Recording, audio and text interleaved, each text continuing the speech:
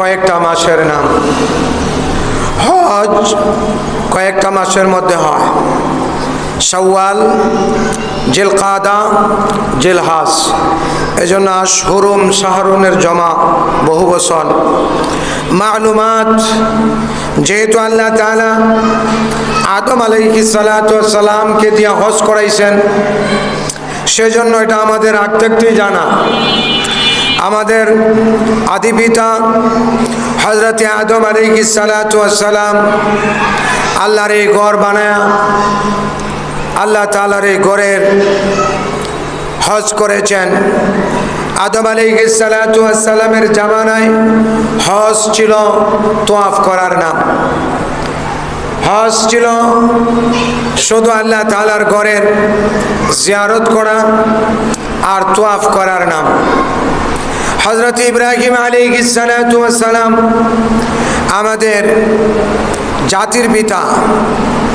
হযরত ইব্রাহিম আলাইহিস সালাতু ওয়াস সালাম পুনরায় যেহেতু ঘর বানাইছেন, وَإِذْ بَوَّأْنَا لِإِبْرَاهِيمَ مَكَانَ الْبَيْتِ।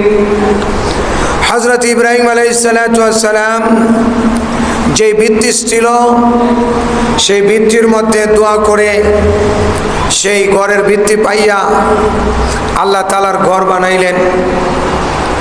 আল্লাহ তাআলার ঘর বানানোর পরে আল্লাহ তাআলা বলেন, এবার আমার ঘরের জন্য, যাতে করে আমার বান্দারা আমার জন্যই হজ করে। হজ একমাত্র আল্লাহ তাআলার জন্য, আর কোনো কিছুর জন্য নয়। হজ হলো আশিক মাশুকের মুআমেলা, সেটা দেখানোর ইবাদত। হজ কোনো গোপন ইবাদত নয়। এই জন্য হাজি সাহেব হজে যাবে তো ঘোষণা দিবে, মানুষকে জানাবে, মসজিদে আইসা মানুষের কাছ থেকে দোয়া নিয়া এটার নিয়ত করা শুরু করবে। হজ সুফি সাফি কেউরে না জানায়া ফলায়া গোপনে হজ করলে হজ হবে না। সেজন্য মক্কার অনেক মানুষ আছে যারা মক্কায় থাকে কিন্তু হজ করতে পারে না। কারণ হজ করতে হইলে সরকারকে জানাইতে হবে, ঘোষণা দিতে হবে আমি হজ করব। বিষয়টা যদি না জানে, সুফি সাফি হজ করলে হজ হবে না, সুফি সাফি উমরা করলেও উমরা হবে না। হজ হলো দেখানোর ইবাদত। সেজন্য দেখাইব কিভাবে? ইহরাম বাঁধতে হবে, ইহরাম বাইদা হজ শুরু করবে। এই জন্য আল্লাহ তাআলা সূরা বাকারার মধ্যে আল্লাহ তাআলা বলে, ওয়াতিমুল হজ্জ ওয়াল উমরাতা লিল্লাহ। তোমরা হজ এবং উমরা একমাত্র আল্লাহর জন্য করবা। আর আল্লাহর জন্য করার জন্য তোমরা এটা দেখাইবা মানুষকে, দেখো আমি হজে যাইতাছি। কেন দেখাইবা? কয় তোমাদের জাতির পিতা ডাক দিছে পুরা পৃথিবীর মানুষকে। অনেক মানুষ হজ বোঝে না, অনেক মানুষের হজের আগ্রহ নাই, অনেক মানুষের মনের মধ্যে হজের তামান্না নাই। যাতে করে তোমারে দেইকা মানুষের দিলের মধ্যে তামান্না পয়দা হয়, আল্লাহ যদি আমারে তৌফিক দিত আমিও যাইতাম। হজ্জে যাইতে হলে টাকা পয়সা শর্ত নয়। হজ্জে যাওয়ার জন্য হলো নিয়ত করা উদ্দেশ্য। এই জন্য হজ শব্দের অর্থ হলো আল হাজ্জু আল কাসদু, ইচ্ছা করা।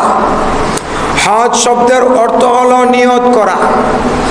সেজন্য হজ্জের মৌসুম আসলে প্রত্যেকটা মানুষই যেন দিলে দিলে নিয়ত করে, আল্লাহ আমি আপনার ঘরে যাইতাম চাই, আমারও একবার ডাক দিও। যারারে ডাক দিছো তারা যাইতেছে, আমারও একটা ডাক দাও আমি যেন যাইতে পারি। হায়াতুল হায়ওয়ান নামক কিতাবের মধ্যে লেখে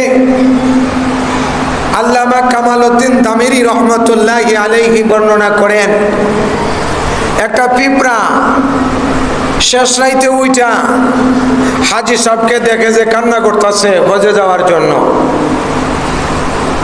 সে ঘটনা ঘটেছে হিন্দুস্তান।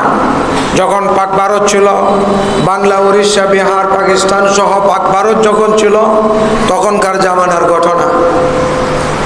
এক পিঁপড়া দেখে তাহাজ্জুদের সময় আল্লাহর এক বান্দা উইটা হাত তুলে কাঁদতেছে, আল্লাহ আমার ইচ্ছা হলো জিয়ারাতে মদিনা কি দিল মে হে তমন্না, या इलाही अपना कुदरत से मदीना में ले जाना, नहीं है मेरे पास सफर की समाना, या इलाही अपना कुदरत से मदीना में ले जाना। हाजी तो सारे कहलाए मगर हज करने वाला एक हजारों में नहीं है, लाखों में जाके देख, हजारों में नहीं है, लाखों में जाके देख। আল্লাহর বান্দা বলে হজ করনেওয়ালা তো হাজার হাজার মানুষ আছে, হাজার হাজার মধ্যে কোনো একজন হলো হাজি, আর সব হলো হজ করনেওয়ালা, ইচ্ছা করনেওয়ালা। হাজার মানুষের মধ্যে খুঁজলে তুমি একজন হাজি পাইবা না, লাখো মানুষের মধ্যে খুঁজলে তুমি একজন হজ করনেওয়ালা পাইবা। কারণ হজ অনেকেই করে, হজের মাসলা মাসাইল জানা নাই, হজ কোনটা করতেছে সেটাও জানা নাই। হজ 4 প্রকার। 1 নম্বর হলো শুধুমাত্র বড় হজ করা, 2 নম্বর শুধুমাত্র উমরা করা, 3 নম্বর শুধু মক্কায় যেয়ে হজের নিয়ত করে ইহরাম বাঁধা, 4 নম্বর হজ এবং উমরা একসাথে ইহরাম বাঁধা।